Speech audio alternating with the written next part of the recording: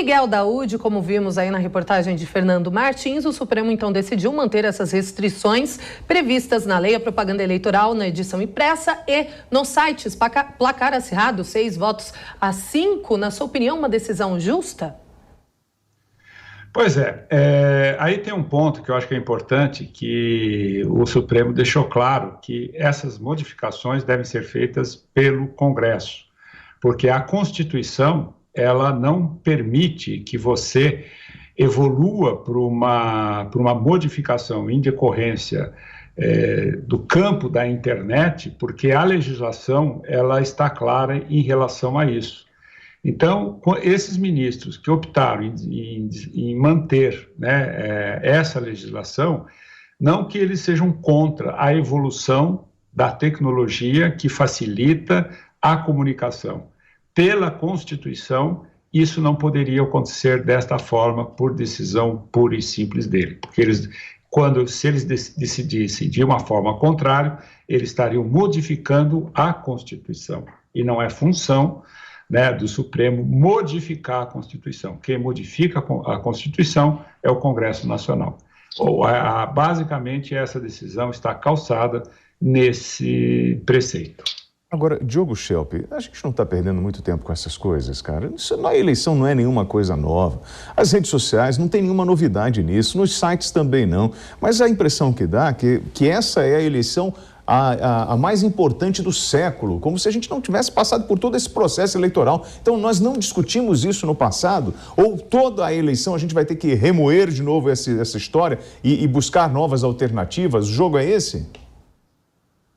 Sim, mas é necessário mesmo rever algumas regras, e o Daúde tem toda a razão. O lugar para fazer isso é no Congresso Nacional, não por uma decisão do STF, né? Seria realmente fora do normal o STF mudar uma regra se ela está inscrita nas leis. O que acontece é que as redes sociais trouxeram uma grande novidade, muitas mudanças, né, na maneira como se faz uma campanha eleitoral. E uma das questões que são colocadas aí pelos jornais e revistas é que há uma falta de equidade no tratamento que eles recebem, na possibilidade que eles têm de aceitar anúncios publicitários eleitorais e o que é praticado, por exemplo, nas redes sociais, em que os candidatos podem fazer impulsionamento de maneira bem diferente, de maneira mais livre. Então, há, de fato, uma diferença de tratamento que é resultado do fato de que essas redes sociais, a importância que as redes sociais, a internet ganhou nos últimos anos, né, no trabalho dos marqueteiros, no trabalho eleitoral, realmente modificou a situação. Então, é um tema a ser discutido. Em algum momento vai ter que ser discutido também no Congresso Nacional. Pois é, inclusive justamente por causa dessas questões que este tema levanta, que ele tem sido discutido de forma tão recorrente, né, Zé Maria? Tradicionalmente no Brasil, quem define ali os últimos detalhes da legislação eleitoral é o Tribunal Superior Eleitoral. É uma justiça diferente porque admite, por exemplo, consultas. O TSE admite consulta e o resultado oficial se transforma em norma, ou seja, uma legislação.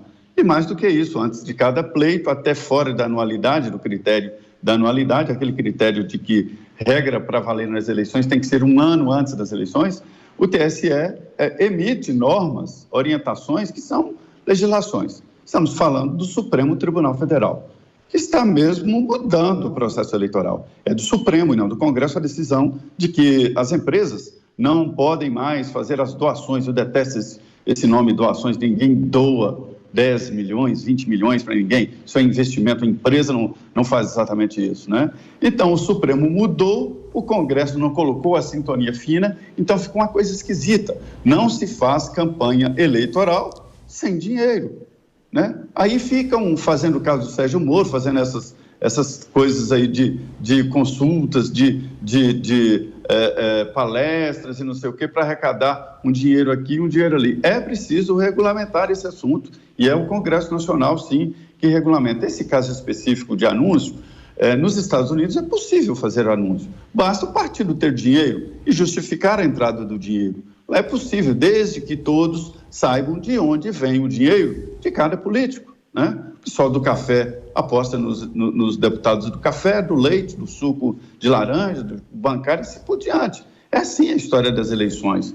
E aqui no Brasil, os veículos eletrônicos, rádio e TV, sofrem censura. É uma censura. A gente não pode fazer certas entrevistas, a gente não pode falar mal do candidato, porque é crime eleitoral e assim por diante. O jornal pode tudo, inclusive publica, e já antes podia, né? O debate era para ampliar. Propaganda de candidato. Poderia liberar para rádio e televisão. Olha, isso aqui é uma propaganda do candidato. Zé, obrigado pelas informações. Lembrando que nós tivemos eleições municipais em 2020, ou seja, tem 2 anos que isso já poderia ter sido resolvido lá atrás, ou essa discussão que a gente está